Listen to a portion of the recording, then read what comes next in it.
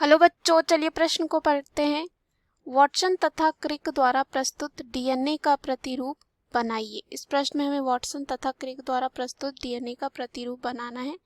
तो आइए देखते हैं। सबसे पहले इस प्रश्न में जो है हम बात करेंगे मुख्य अवधारणा की। मुख्य अवधारणा की बात करते हैं। मुख्य अवधारणा इस प्रश्न में हमारे हो जाएगा डीएनए। डीएनए क्या होता है? हम कह सकते हैं इसको डीऑक्सी राइबो न्यूक्लिक अम्ल। ये जो है एक आनुवंशिक पदार्थ होता है। आनुवंशिक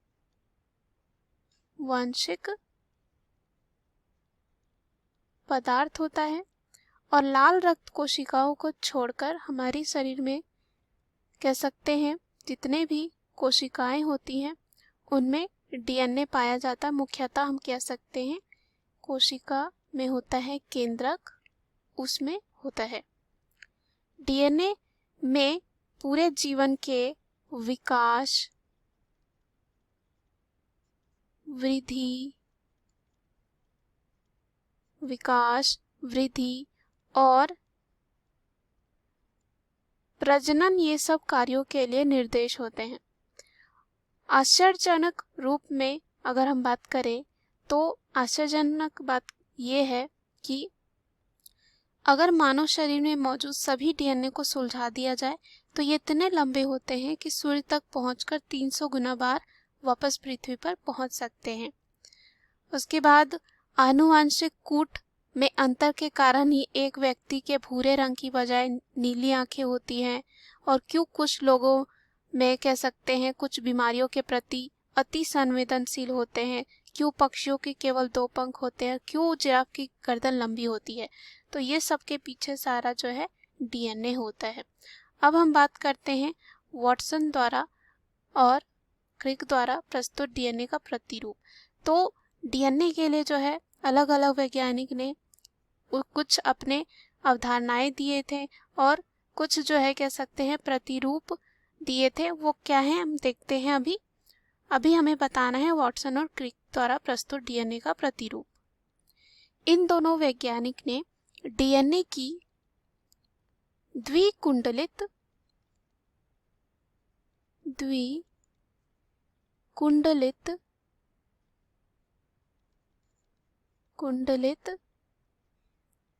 संरचना दी थी। और ये कब की बात है, इन्होंने कब दिया था? 1953 में। इन दोनों वैज्ञानिक ने सन 1953 में डीएनए अणु की संरचना का कह सकते हैं द्विकुंडलित संरचना के बारे में बताया था और दिए थे। और इसके लिए उनको जो है नोबेल पुरस्कार भी प्राप्त हुआ है सन 1962 में। अगर हम द्विकुंडलित संरचना में विशेषताओं की बात करें क्या क्या थे तो देखते हैं। सबसे पहले जो है डीएनए अणु 2 पॉली न्यूक्लियोटाइड श्रृंखलाओं का बना हुआ होता है कह सकते हैं।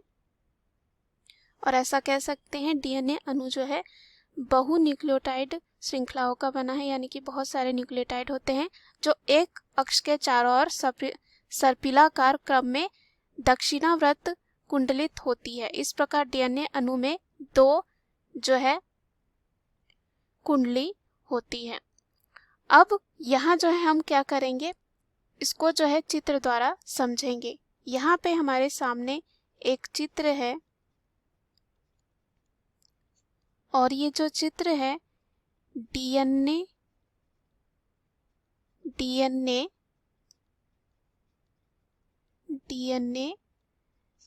का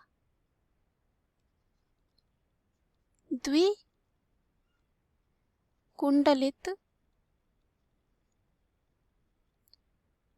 संरचना है जो दिया गया था वाटसन और क्रिक द्वारा। इसमें आप देख सकते हैं जो दोनों बहु न्यूक्लियोटाइड होते हैं श्रृंखला विपरीत दिशा में कुंडलित है।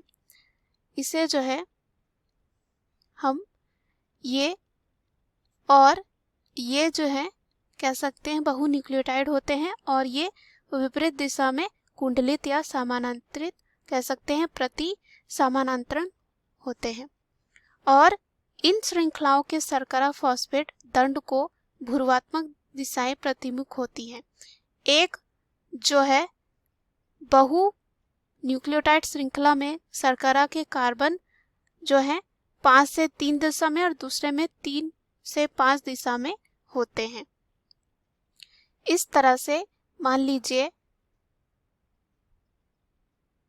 यहाँ जो है 5 है, तो इसके अंतिम में अगर हम जाते हैं तो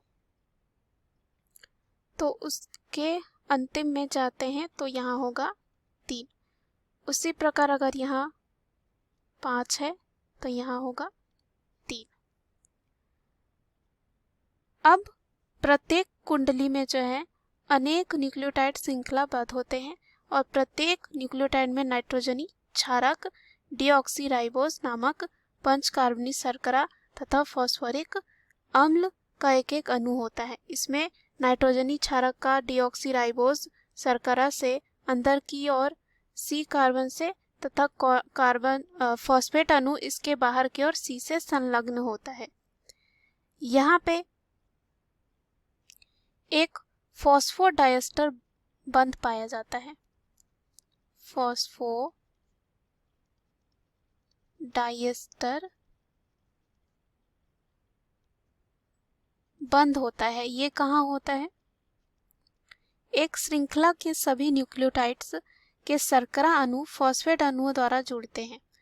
एक इनके बीच 5 से 3 कह सकते हैं फॉस्फोडाइएस्टर बंद होते हैं।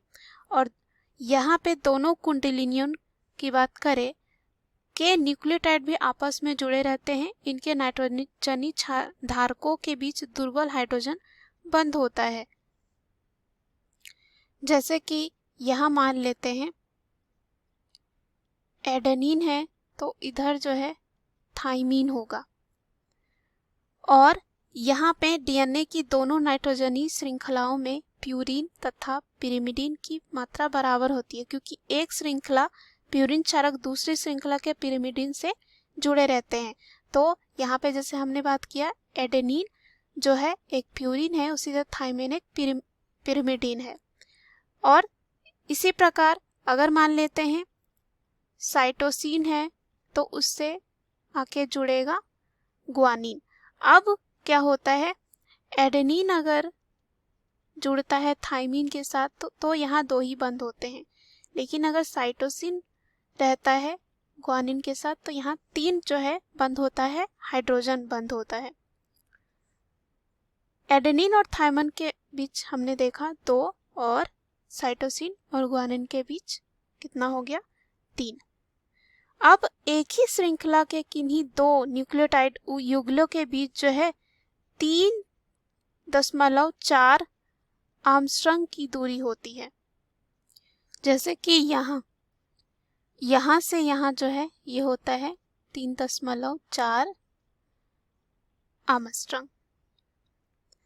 अब यहाँ बात करें, हमने देखा कितना होता है 3.4 और एडेनिन और थाइमिन के बीच हमने देखा कि 2 बंद और साइटोसिन और ग्वानिन के बीच 3 हाइड्रोजन बंद होते हैं। और डीएनए की दोनों श्रृंखलाओं के बीच जो है 20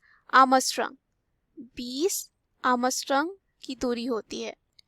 जैसा कि यहाँ पे आप देख सकते हैं ये होता है 20 आर्मस्ट्रांग का एक, और ये यहाँ से यहाँ तक की बात करते हैं तो ये कितने का होता है 20 आर्मस्ट्रांग का होता है।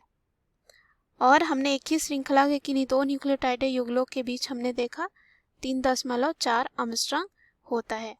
अब हम बात करते हैं, अगर हम यहाँ से लेकर मान लेते हैं यहाँ तक जाते हैं अंतिम तक, यानी कि एक चक्कर में, तो 10 जो है न्यूक्लियोटाइड की जोड़ियां होती है। इसका अर्थ ये होता है कि 2 न्यूक्लियोटाइड जोड़ियों के बीच की दूरी जो है कह सकते हैं 3.4, या इसको आर्मस्ट्रांग ऐसे लिख सकते हैं, या 0.34 नैनोमीटर भी लिख सकते हैं।